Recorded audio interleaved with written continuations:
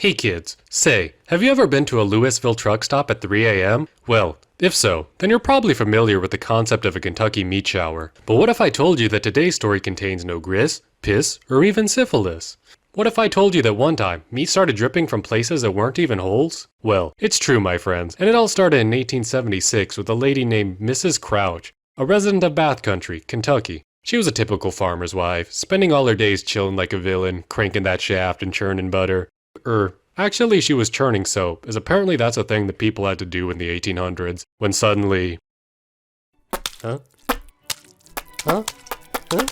That's right, your eyes aren't deceiving you. Chunks of raw meat literally began to fall from the sky, each about a few inches across. Now, what in the sweet savory salvation of Christ was that? I hear you shouting at the screen. But please, put down the holy water. You don't want to scare the editing staff.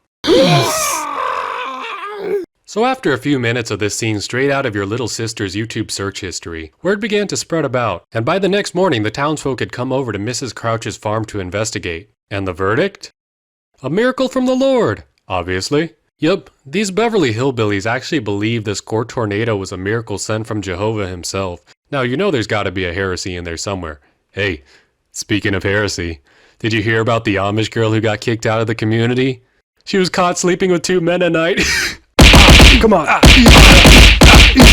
That's right. In their poor little shack republic of Kentucky, all meat was good meat, and these dirty little Yankees were so hard-pressed for calories after the fun fest that was the American Civil War, that they seriously believed that the creator of the universe intervened to personally paint their town red. So they immediately started wolfing this stuff down, even though they still had no idea what it actually was. A local citizen named Beef Wellington said it tasted something like deer or sheep. However, Lady What's-Her-Face had a much more refined palate, and she said that it smacked more of bear or maybe even fine elk. Seems like God is a total meat snob, apparently. Finally, a scientist from the Newark Scientific Association finally got his hands on what was left of the meat, and he said, this could be some horse lung.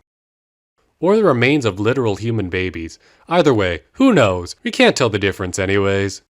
And the culprits behind this carnivore bukkake? Probably vultures. Turns out that vultures can fly really friggin' high, like over 20,000 feet, and in groups of over 300. And if one, for any reason, wants to hunk his chunks, then chances are the rest of his friends will too. Now, some sources claim that the good old Kentuckans didn't really eat all that meat. And as funny as the idea of a bunch of Civil War hicks wolfing down vulture vomit like manna is, for their sake, I really hope that wasn't the case. Now remember kids, the next time that weird kid from Kentucky keeps offering you some meat, don't worry, because chances are he just wants to share a traditional Kentucky dinner. Anyways, I'm Samuel Jella, and stay classy Louisville.